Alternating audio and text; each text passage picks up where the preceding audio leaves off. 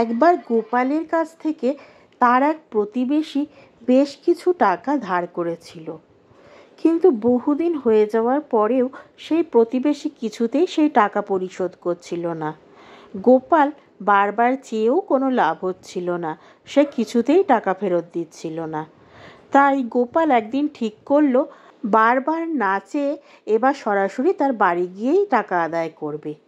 তাই সেই উদ্দেশ্যে সে সেই প্রতিবেশীর বাড়ির দিকে রওনা হলো। কিন্তু মাঝ রাস্তায় যাওয়ার পরই সেই প্রতিবেশীর ভাইয়ের সঙ্গে তার দেখা হয়ে গেল। তখন গোপাল তাকে জানালো যে সে তাদের বাড়িই যাচ্ছে।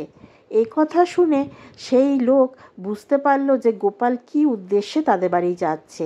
তখন সে বলল, খবরদার যাবেন না, আমাদের বাড়িতে একটি কুকুর আছে, যেটি কোনো অচেনা ব্যক্তি, বিশেষ করে কোনো পাওনাদার গেলে তার ওপর ঝাঁপিয়ে পড়ে এক খাবলা মাংস তুলে নেয়।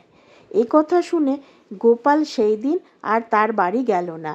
সে ঠিক করলো পরের দিন যাবে। তাই সে বাড়ি গিয়ে ভাবলো কি করা যায়। তখন সে একটি বুদ্ধি বার করলো, একটি বড়সড় আকারের মুগুর জোগাড় করে নিল। পরের দিন সেই মুগুর হাতে করে সে সেই প্রতিবেশীর বাড়ির উদ্দেশ্যে রওনা হলো। আবার যাবার সময় রাস্তায় সেই প্রতিবেশীর ভাইয়ের সঙ্গে তার দেখা হলো। তখন সে বলল, মুগুর নিয়ে কোথায় যাচ্ছ গোপাল? তখন গোপাল বলল, তোমাদের বাড়ি যাচ্ছি। তুমি ওই বললে না কালকে কুকুরের কথা, তাই আজ মুগুর নিয়ে যাচ্ছি।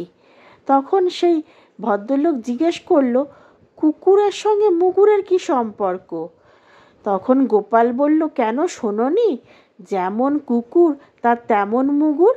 এই কথা শুনে সেই ব্যক্তি আর গোপালকে বাধা দেবার কোনো উপায় খুঁজে পেল না। তখন সে চুপচাপ দাঁড়িয়ে রইল আর গোপাল তারই বাড়ির উদ্দেশ্যে চলে গেল।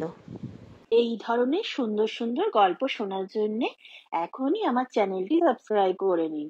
আর গল্পটি কেমন লাগলো অবশ্যই কমেন্ট করে জানাবেন।